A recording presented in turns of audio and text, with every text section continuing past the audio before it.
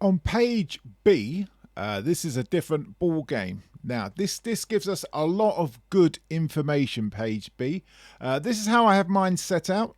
As always, set it out to however you feel is easiest for you. But I'm going to show you how I have it. First of all, I have the clock there. The clock, first of all, on each page, I like to have the clock there because I like to keep an eye on the time. And I know there's a clock at the bottom of the screen, a clock at the top of the screen. I just like one in front of me. You can't see one, but over on the wall to my left, there's a clock, and up there to the right, there's a clock as well. There's clocks all over the studio. I just want to make sure that that they're all reading the right time. So I have my clock there. Then I have auxiliary player 1 and auxiliary player 2. Now what's going to happen with that is down here we have PAL scripts. Okay, PAL scripts. There's going to be a complete video just on PAL scripts. They're scripts that you play that automate the station. It could load a stream.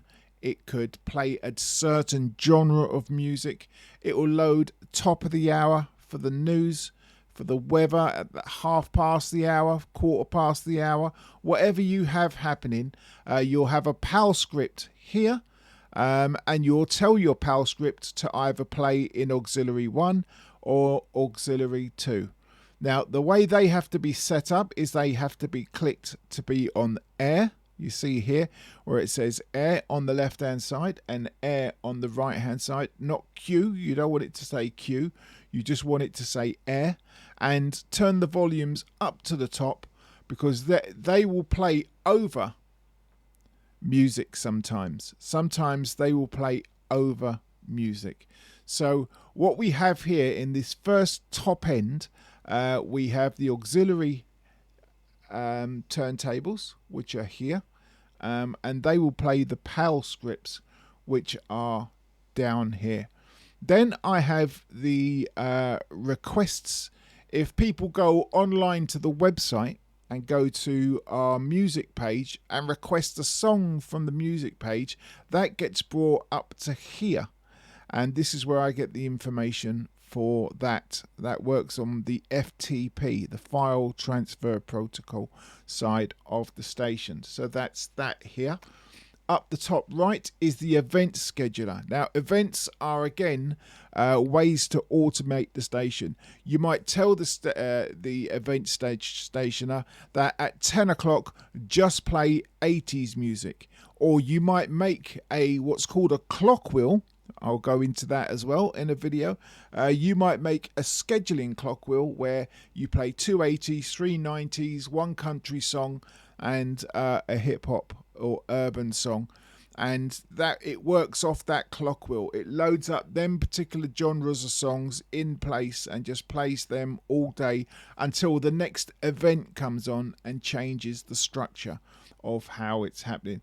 Like I say, you can get it to turn off streams. You can have it to turn on different streams. If you have a certain stream that goes direct to the computer to record, well, then you can set that. So when a certain person comes on to do their show, it will automatically start a record stream and record their show for you.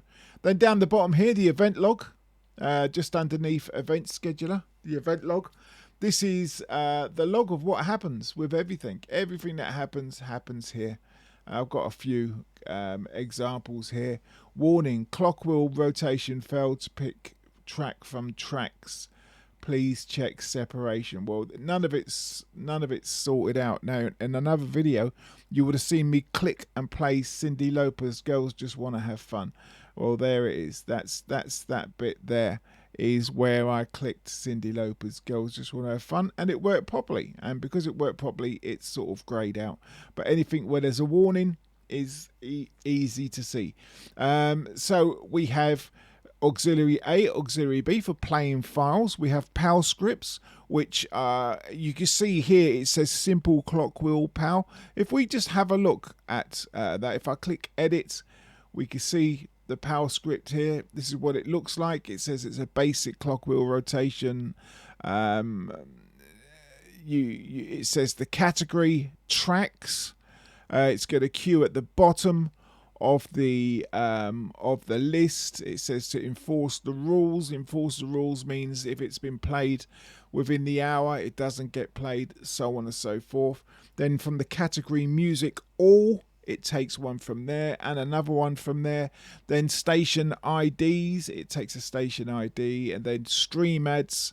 That's the adverts. That it takes a stream ads and plays the advert, and then it says wait for the queue to get near empty, and then repeat again. It's just a simple text file which automates it. Now, don't be put off. A lot of people find PAL scripts a bit daunting. They find them a bit scary because they've never used them before, so they get by without them. But I promise you, once you sit down and work out PAL scripts, and together we will do it, we'll work through them together, you will realize just how important they are to help you with your automated station.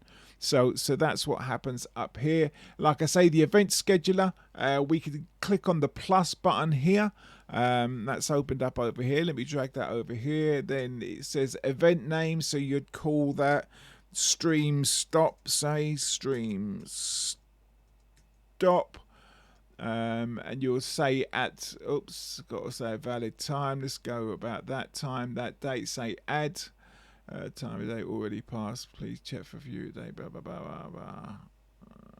Okay, let's change that date to Sunday and say add. You can see it's added it in here. So on Sunday at 17 minutes and 15 seconds by midnight, I can say load a clock wheel, and here I can find the clock wheel that I want loaded, or I can say add these files to the queue, and I could select some files which I want added to the queue. They could be adverts, they could be particular songs.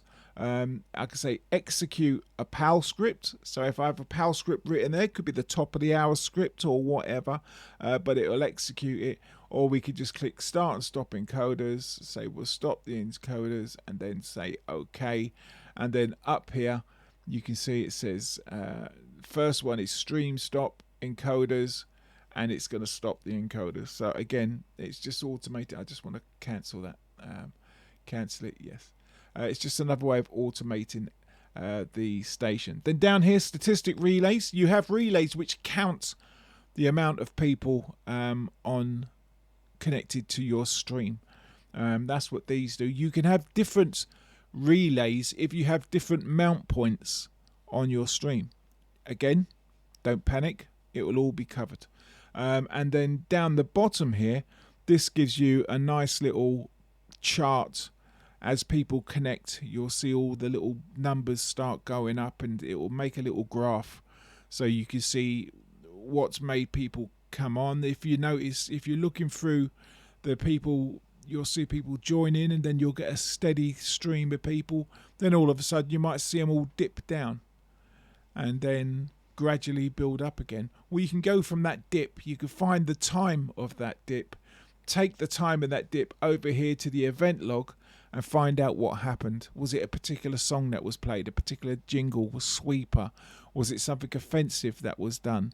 It's a great way of finding out what's happening with your listeners and when it happens. So that is page B. We've done A, we've done B. Coming up, C. Not a lot left really to do with C, but there is a couple of things which we can cover. But remember, don't do this way because you think this is how I say it has to be done.